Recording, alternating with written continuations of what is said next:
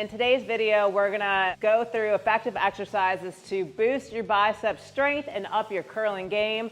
So if you've been in the gym for a while and trying to progressively overload, there comes a time where no matter how hard you try, you just can't up the weight anymore on your bicep curls. So I'm gonna take you through the best exercises, the most effective exercises to get you past those sticking points. All right, let's jump in.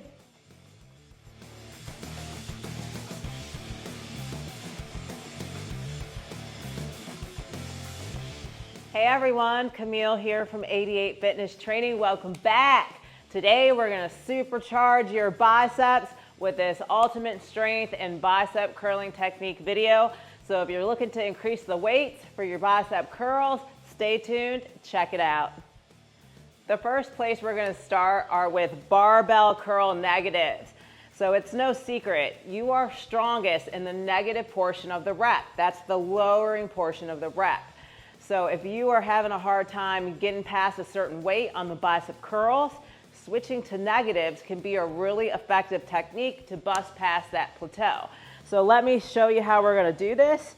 If you are solo, you're just gonna take the bar, you're gonna kind of cheat it up, and then you're slowly gonna release this, right? We wanna do it as slow as possible, and then I want you to stop just shy of full extension, that'd be down here. Keep tension on that bicep. Cheat it up again, back into that negative, just like this, right? So this would be the technique that if you're solo in the gym, you'd grab those barbells and do these negative portions of the rep. And these are really great. Again, if you're trying to progressively overload, you've reached a point where you're like, I just can't lift any more weight. So what you do is you're gonna add a little more weight to this barbell. And I would keep it gradual, right? Like maybe 10, 15 pounds over what you can't lift. What you don't wanna do is load up this bar, put like 135 pounds on it, cheat it up, and then try to do a negative. That's when you see a lot of injuries happen, like bicep tears and the like. It's a little too heavy, a little too aggressive. So just go slightly past what you can't lift and try the negative. All right, so I showed you the solo method. Next up, I'm gonna have James join me in the shot, and I'm gonna show you how you can do this if you have a partner. So if you have a partner, I've got James here. I actually think this is the better way to do barbell negatives. It's the true way to do it. Agreed. So you're gonna grab this bar, right? And you have tension on that bicep, right? We're not dead at the bottom. It makes it easier for the partner to grab it too. And then he's gonna lift that weight up to the top for me, right? That way I'm not doing any work on the concentric part of the lift. I'm truly just putting effort into that negative. So he's popping it up. It's also a little easier on your back. You're not having to jerk that weight up. And if you get pretty heavy, you're gonna need that partner to get that weight up. Better believe it. We're taking the cheating part out. Yeah. Is what we're doing, and making it a strict movement now. So you're no longer cheating the weight up. You're getting a partner to help you bring it up. So you're not rocking your back all crazy like. Good? Yep. All right, so that is barbell negatives. It is probably gonna be your #1 strategy for upping that weight in your curl. Agreed.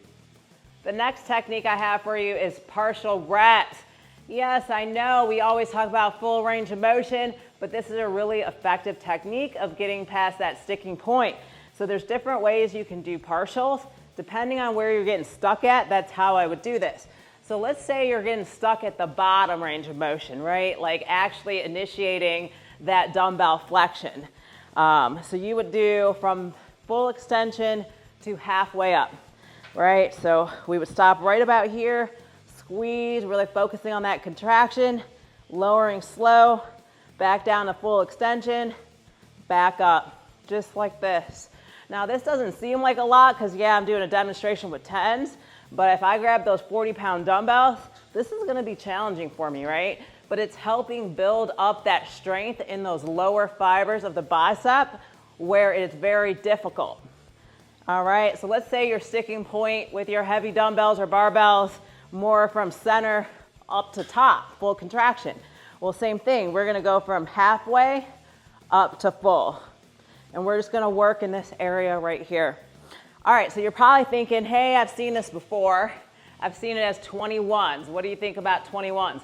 I actually don't like that as a technique.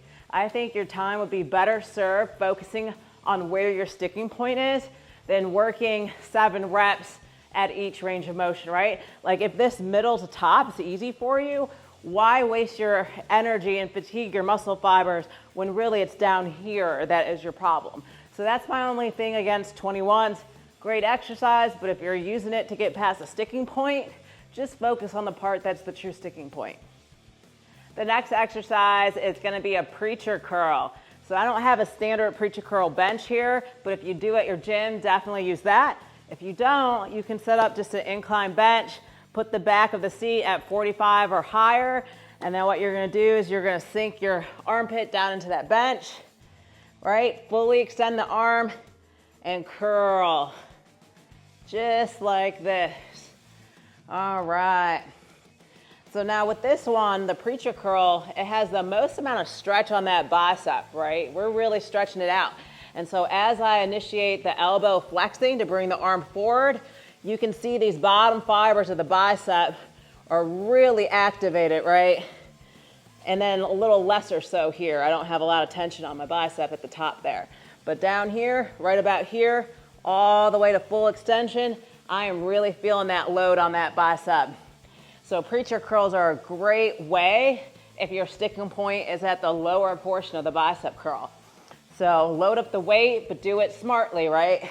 We want to incrementally load. We don't want to grab too heavy of a dumbbell and then end up tearing a bicep.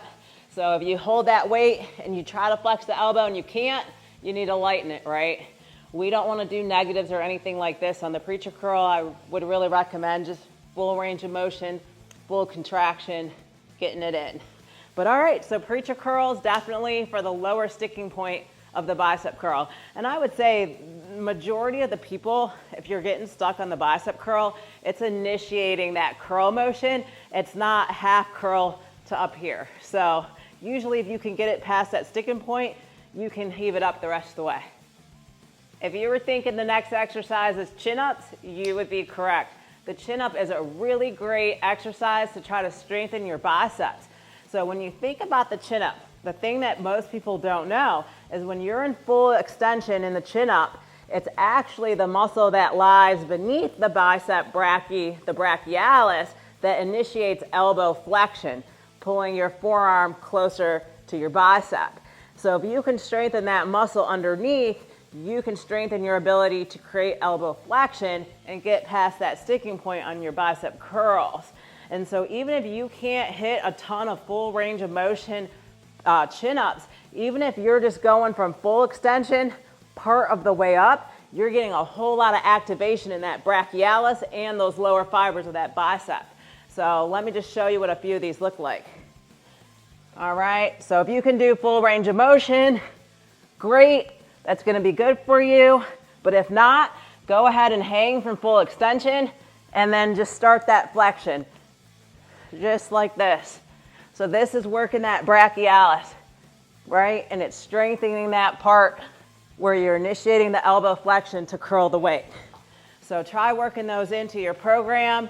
I would say, maybe put it at the end of your bicep routine. That way you're just doing that partial range. If you're doing full range chin-ups, go ahead and front load that in your bicep workout. It's a compound exercise, really good for the biceps. And the last exercise I have for you guys are cable hammer curls. Yes, so why cable curls versus dumbbell hammer curls? Well, it's easy. The cables give you constant tension on those biceps. So this is a really great exercise. It's easy to progressively overload, and it's really challenging. Not only that, these hammer grip that I have on the rope really works the brachialis. Again, remember, it's the muscle that sits behind the bicep brachii, and it really helps contribute to some of the initial motions and gives your bicep a lot more girth and width to it. So go ahead, hit these hammer rope curls. You're gonna feel that all through your arms, and it's definitely gonna help strengthen your curl game. But wait, there is a bonus. There is a 6th tip for you guys, and it is called supination. So turn those pinkies up, y'all. All right, so supination just means as we come up with the dumbbells, we are gonna wanna turn the pinkies in, right? If you've been watching James's videos, he is always on it, talking about supination of the wrist, right? But when you supinate the wrist, you get a little more bicep activation, especially in these lower fibers as you supinate. So it is an extra bonus tip. If you have not been working supination into your bicep dumbbell curls, definitely add that supination. Sometimes it's just that little tweak that will take those exercises to the next level. All right, before we close out this video, I just want to go through some other considerations. So if you really are having a hard time pushing past a specific weight on your bicep curls, really take a look at rest and recovery. So are you taking enough time off between, the other days in your training split before you hit that exercise? So a good test to do would be to take 4 to 5 days off, maybe even longer, and then come into the gym and hit that set of curls. If you're no longer stuck at that weight, then it probably means you weren't taking enough time to rest and recover before hitting the biceps. Or perhaps you're hitting biceps too frequently in your split. So if you're hitting them every 3 days or every 4th day, that might be too frequent for you, so dial that back.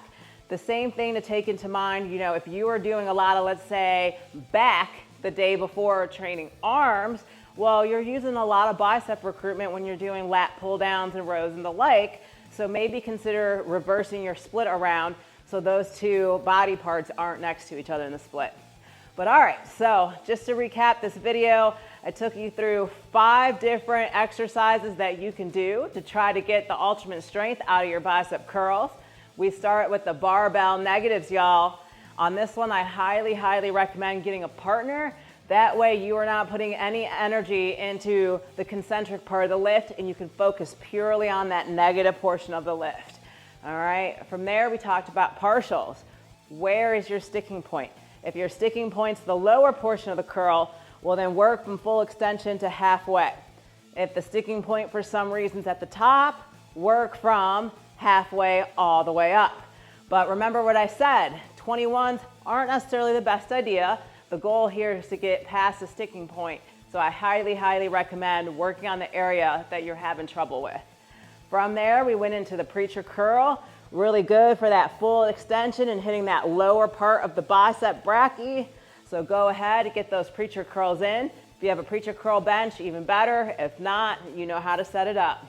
All right, from there, we did one of the toughest compound exercises there is, chin-ups. And remember what I said, it's not always about hitting that full range of motion on the chin-up.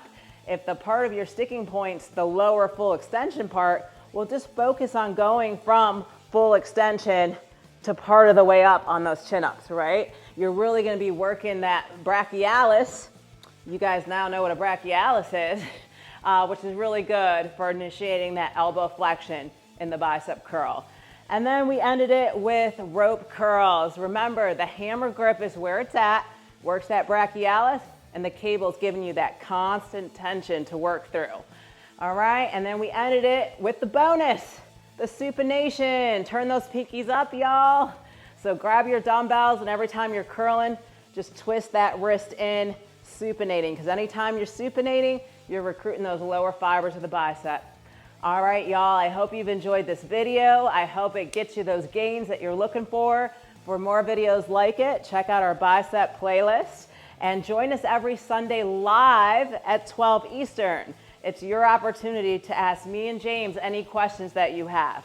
All right, thanks for tuning in. Camille, 88 Fitness Training.